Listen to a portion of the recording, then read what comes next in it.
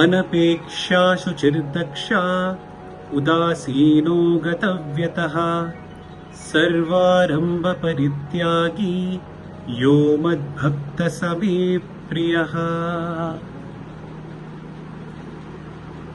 ഭഗവാന്റെ അടുത്തേക്ക് എങ്ങനെയാ നമ്മൾ എത്തിച്ചേരുക? അതിനുള്ള ഉപാധികളാണ് ഈ ഭഗവത്ഗീതാ ശ്ലോകം നമുക്ക് പകർന്നു തരുന്നത്. അനപേക്ഷ, ശുചി, ദക്ഷത, ഉദാസീനത, ഗതവ്യത. അപ്പൊ ഇതിനു മുമ്പുള്ള സീരീസിൽ നമ്മൾ കേട്ടത് അനപേക്ഷ, ശുചി, ഉദാസീനത കുറിച്ചാണ്. ഇപ്പോ ഗതവ്യത. ഗതവ്യത എന്ന് പറഞ്ഞാൽ എന്താണ്? ഗതവ്യത എന്ന് പറഞ്ഞു കഴിഞ്ഞാൽ നമ്മുടെ പാസ്റ്റിനെ പറ്റി, കടന്നുപോയ കാലത്തെ പറ്റി വേവലാതിപ്പെടാണ്ട് ജീവിക്കുക എന്നുള്ളതാണ് ഗതവ്യത. അയ്യോ, ഞാൻ അങ്ങനെ ചെയ്തിരുന്നെങ്കിൽ നന്നായേനെ, ഞാൻ ആ ഒരു തീരുമാനം ആ സമയത്ത് എടുത്തിരുന്നെങ്കിൽ എൻ്റെ ജീവിതം കുറച്ചുകൂടി മെച്ചപ്പെട്ടേനെ, അല്ലെങ്കിൽ ഇന്ന് വേറൊരു സിറ്റുവേഷൻ ആയിരിക്കും എന്നൊക്കെ നമ്മൾ ആലോചിക്കില്ലേ?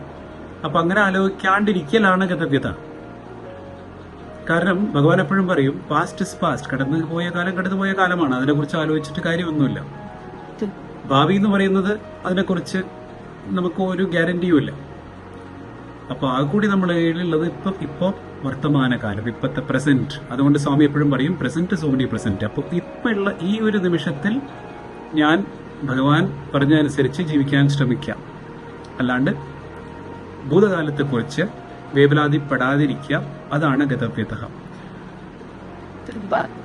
ഭഗവാന്റെ കോളേജിൽ പഠിച്ചൊരു വിദ്യാർത്ഥി, അദ്ദേഹം ഒരു ദിവസം ഒരു കാര്യം പറയുണ്ടായി. എനിക്ക് തോന്നി അത് ഗതവ്യത എന്നുള്ള ഒരു ഗുണത്തിന്റെ വളരെ ഉത്തമമായിട്ടുള്ളൊരു മാതൃകയാണെന്ന് എനിക്ക് തോന്നി.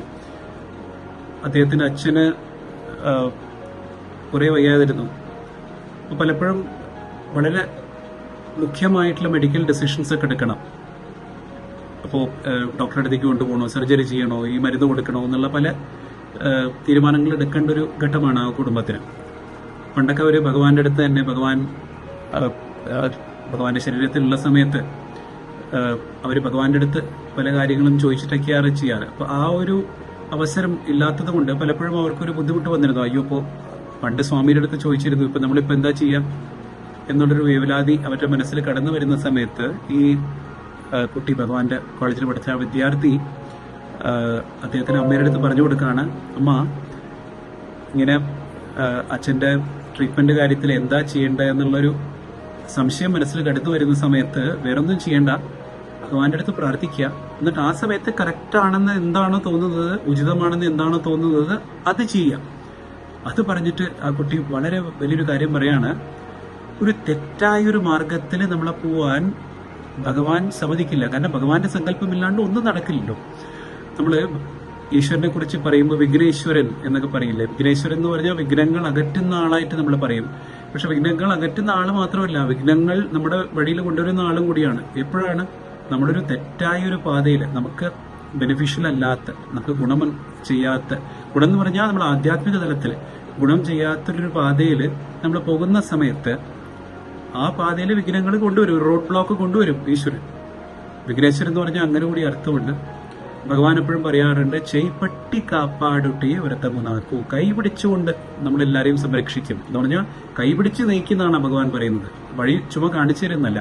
അപ്പൊ അങ്ങനെ കൈപിടിച്ച് ഭഗവാൻ കൊണ്ടുപോകുന്ന സമയത്ത് നമ്മുടെ ജീവിതത്തിൽ നടക്കുന്ന സംഭവം അങ്ങനെ നടന്നില്ലായിരുന്നെങ്കിൽ എന്നുള്ള ചിന്ത നമ്മുടെ മനസ്സിൽ വരേണ്ട ആവശ്യം ഇല്ല എന്നുള്ളതാണ് ഗതവ്യത.